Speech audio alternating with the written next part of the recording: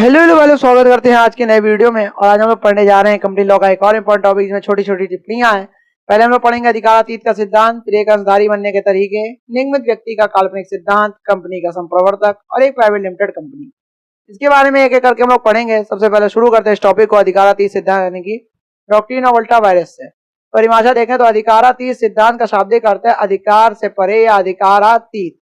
यह सिद्धांत कंपनी के अधिकार क्षेत्र की सीमा को निर्धारित करता है। यह सिद्धांत क्या करता है?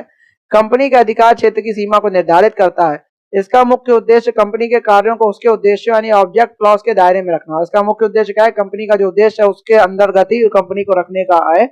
और यदि कंपनी अपने उद्देश्यों से बाहर कोई कार्य करती है तो वह क्या होगा? अधिकारातीत अल्टा वायरस माना जाएगा और वह अमान्य यानी कि वॉइड होगा।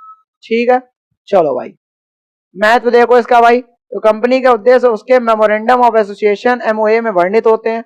यदि कंपनी ने किसी कार्य को किया जो एमओए में वर्णित उद्देश्यों से बाहर हो तो वह कार्य क्या माना जाएगा? अवैध माना जाएगा। इस सिद्धांत से कंपनी के निवेशकों, कर्जदाताओं और तीसरे पक्ष की सुरक्षा होती है। और इस सिद्धांत से क्या होती है? कंपनी के निवेशक हो गए, कर्जदाता हो गए और तीसरे पक्ष की क्या होती है? सुरक्षा होती है। अब उदाहरण और प्रभाव देख लेते हैं। यदि यदि एक कंपनी जिसका उद्देश्य केवल कपड़े का व्यापार करना है, यदि एक कंपनी जिसका उद्देश्य क्या है? केवल कपड़े का व्यापार करना है, उसने बैंकिंग का व्यवसाय शुरू कर दिया, उसने क्या करा? बैंकिंग का व्यवसाय अब शुरू कर दिया, तो यह कार्य अधिकारातीत होगा। कोई कंपनी है, उसका उद्देश्य भैया एमओए में तुम लिख के आए थे कि हमारा काम खाली भैया हम कपड़े बेचेंगे, अब तुम काम करने लगे बैंकिंग वाला, तो यह कार्य तो क्या हो गया? अल्टा वायरस हो गया। जाहिर सी बात है, अधिकार तुम्हारे बाहर हो गया। प्रमुख बिंदु इसके क्या होते हैं? एमओए के ऑब्जेक्ट क्लॉज यानी उद्देश्य खंड जो होता है कंपनी के अधिकार की सीमा को निर्धारित करता है। किसी भी अधिकारातीत कार्य से कंपनी को कानूनी कार्रवाई का सामना करना पड़ सकता है। शेयर धारक और तीसरे पक्ष इस आधार पर कार्य को चुनौती दे सकते हैं। प्रमुख न्यायिक निर्णय इसमें कौन कौन से? भाई देख लो, ऐश्वर्य रेलवे कैरेज वाला काम, उनका उद्देश्य किसका था? खाली किसका? मतलब यह मामला अधिकारातीत सिद्धांत का सबसे प्रारंभिक और महत्वपूर्ण निर्णयों में से एक है। यह न्यायालय ने कहा कि कंपनी केवल अपने एमओए में वर्णित उद्देश्यों के अंतर्गत ही कार्य कर सकती है, अन्यथा कार्य क्या होगा? अमान्य होगा। ऐश्वर्य के उद्देश्य खाली इंजीनियरिंग का था, लेकिन इन्होंने क्या करा? रेलवे ट्रैक बिछाने के लिए क्या दे दिया? ऋण दे दिया। तो ये क्या होगा? तुम्हारा उद्देश्य से बाहर हो गया था, तो ये क्या कर दिया गया? ये सबसे पहला ये केस था इसको महत्वपूर्ण। एक अंशधारी बनने के तरीके यानी modes of become a share holder. एक अंशधारी बनने के क्या तरीके होते हैं? कंपनी में अंशधारी यानी शेयर होल्डर बनने का मुख्य रूप से निम्नलिखित तरीके हैं। नया शेयरधारी यानी आईपीओ, ठीक है, साझे नियम के माध्यम से बन सकता है। जब कोई कंपनी पहली बार अपना शेयर जनता के लिए जारी करती है तो व्यक्ति आवेदन करके क्या बन सकता है? शेयरधारी बन सकता है, अगर वो जनता के लिए उसने कभी जो कंपनी। अब इनिशियल पब्लिक जो ऑफरिंग होती है यानी आईपीओ जो होती है, इसे इनिशियल पब्लिक ऑफरिंग यानी आईपीओ कहते हैं। आवेदनकर्ता को शेयर आवंटित किया जाता है और उसके नाम पर शेयर को क्या कहते हैं? रजिस्टर में नाम दर्ज होता है। निजी लेन देन के माध्यम से, जैसे वो ट्रांसफर ऑफ शेयर्स, मौजूदा अंशधारी से दूसरे व्यक्ति को शेयर हस्तांतरित करके, ट्रांसफर करके। यह शेयर ट्रांसफर प्रक्रिया के तहत होता है जिसमें शेयर ट्रांसफर फॉर्म और कंपनी के रजिस्टर में नाम का परिवर्तन शामिल होता है। नगद या अप्रत्यक्ष योगदान के रूप में देखें तो कंपनी स्थापना के समय प्रमोटर्स या अन्य लोग नगद या गैर नगद संपत्ति जैसे भूमि, मशीनरी के बदले शेयर प्राप्त कर सकते हैं। निधि में वृद्धि देखें उसके समय यानी कि जब कोई पूंजी बढ़ती है, जब कंपनी में पूंजी बढ़ती है तब नए शेयर जारी कर शेयरधारियों को प्राथमिकता दी जाती है, राइट इशू। ठीक है, फिर संपत्ति में परिवर्तन और विलय या अधिग्रहण के बाद शेयर स्वाभाविक रूप से नए कंपनी के शेयरधारक बन जाते हैं। महत्व इसका क्या देगा? तो एक अंशधारी बनने के लिए आवेदन, शेयर आवंटन, नामांकन, रजिस्टर में दर्जीकरण आवश्यक है।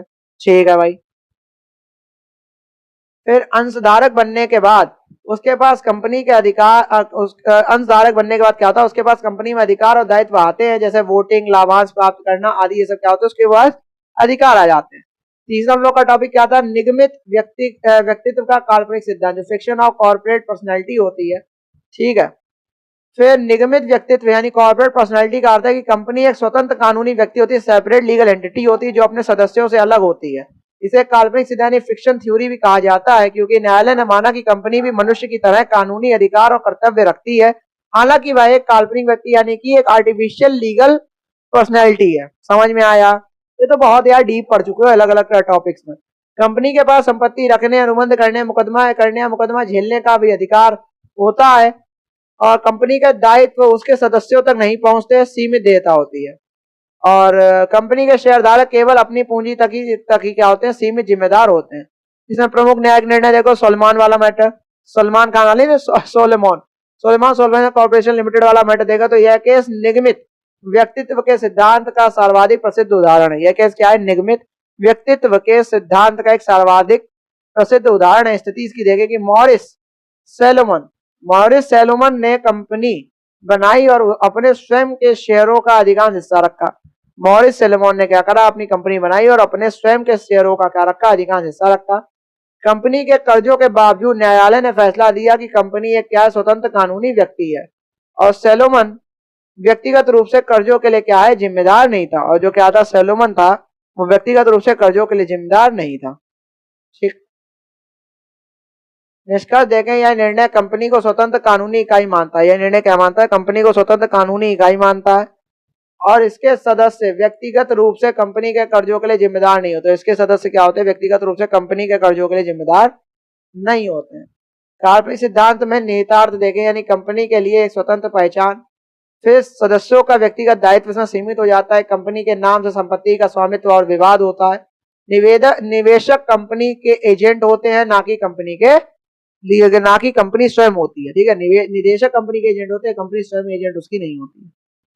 कंपनी के संप्रवर्तक यानी कि प्रमोटर्स देख लेते हैं भाई, कंपनी के अंदर भी डीपली पढ़ चुके हैं परिभाषा। देखिए, संप्रवर्तक वे व्यक्ति होते हैं जो कंपनी की स्थापना के लिए पहल करते हैं, योजना बनाते हैं और कंपनी के प्रारंभिक गठन का कार्य करते हैं। वे कंपनी की नींव होते हैं।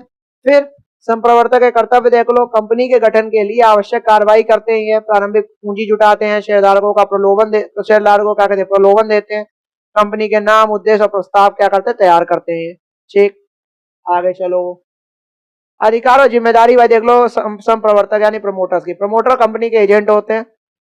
प्रमोटर के पास कंपनी के लिए सौदे करने का अधिकार होता है जब तक कंपनी सक्रिय नहीं हो जाती, जब तक कंपनी रनिंग या रजिस्टर नहीं हो जाती आरओसी में जाके, तब तक प्रमोटर्स के पास सौदे करने का अधिकार होता है, यानी कि अनुबंध करने का हर चीज का अधिकार होता है। प्रमोटर को कंपनी के प्रति पूर्ण ईमानदारी और विश्वास के साथ कार्य करना चाहिए। प्रमोटर का लाभ और कर्तव्य में संघर्ष देखें, नहीं प्रमोटर कभी कभी कंपनी के साथ अपनी निजी सौदे करता है, जिसके लिए पूरी पारदर्शिता आवश्यक है।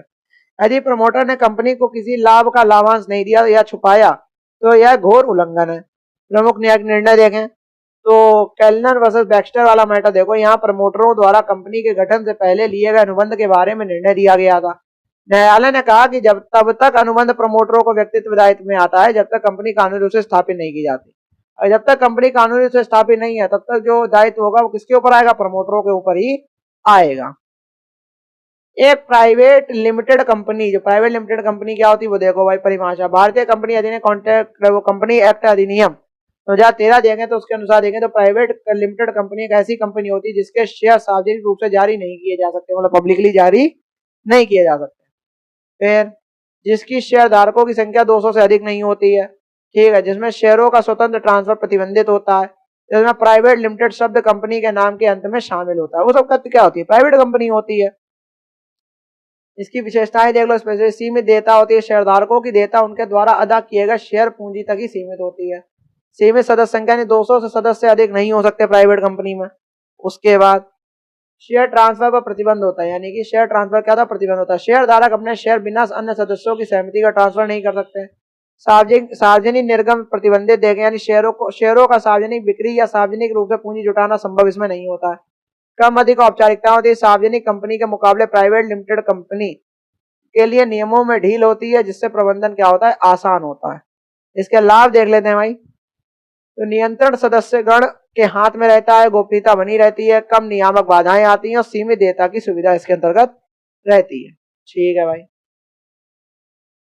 सीमा देख लो, पूंजी जुटाने में बाधा रहती है, शेयरों का सार्वजनिक व्यापार नहीं हो पाता और सीमित सदस्यों के कारण इसमें विस्तार बहुत सीमित हो जाता है, लिमिटेड हो जाता है, एक्सपेंशन बहुत ज्यादा कम रह जाता है। प्रमुख प्रावधान में 268 के अंतर्गत ये पूरा सब प्रावधान है। कंपनी एक्ट में प्राइवेट कंपनी की परिभाषा है। 3(1) उसके सब क्लॉज 3 में कंपनी के नाम के अंत में प्राइवेट लिमिटेड होना अनिवार्य है। धारा 44 में शेयरधारकों की संख्या की सीमा के ऊपर बताया गया है। उदाहरण देख लो, यदि कोई स्टार्टअप 3 दोस्तों ने मिलकर स्थापित किया है और उन्होंने इसे प्राइवेट लिमिटेड कंपनी के नाम से रूप से पंजीकृत किया है, आरओसी में क्या करा, रजिस्टर्ड किया, तो वे आसानी से शेयर ट्रांसफर को नियंत्रित कर सकते हैं और कंपनी के संचालन का पूर्ण नियंत्रण वो रखते हैं। ठीक है, उसमें किसी का बाहरी लोग का इसमें नहीं होता है। निष्कर्ष देख लो तो अधिकारातीत का सिद्धांत कंपनी की शक्तियों को सीमित करता है और इसे उसके निर्धारित उद्देश्यों तक ही सीमित करता है। एक कर्जदारी बनने के लिए कई तरीके जैसे जिसमें आईपीओ, शेयर ट्रांसफर, पूंजी वृद्धि प्रमुख है। निगमित व्यक्तित्व का काल्पनिक सिद्धांत कंपनी को स्वतंत्र कानूनी इकाई मानता है जो सदस्यों से अलग होती है। संप्रवर्तक देखें तो कंपनी के संस्थापक होते हैं जिनका महत्वपूर्ण दायित्व और अधिकार होता है। ठीक है भाई, आगे चलते हैं। कंपनी प्राइवेट लिमिटेड, यानी कि जो कंपनी प्राइवेट लिमिटेड हो गई।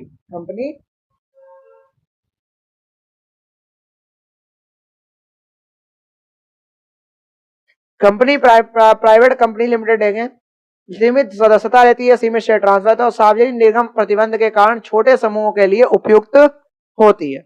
और यहाँ पे हम लोग का ये पूरा टॉपिक समाप्त हो गया, जितनी भी चीजें थी निष्कर्ष के साथ। और मेरे हिसाब से आपको समझ में आ गए होंगे छोटे छोटे जितनी भी चीजें थी।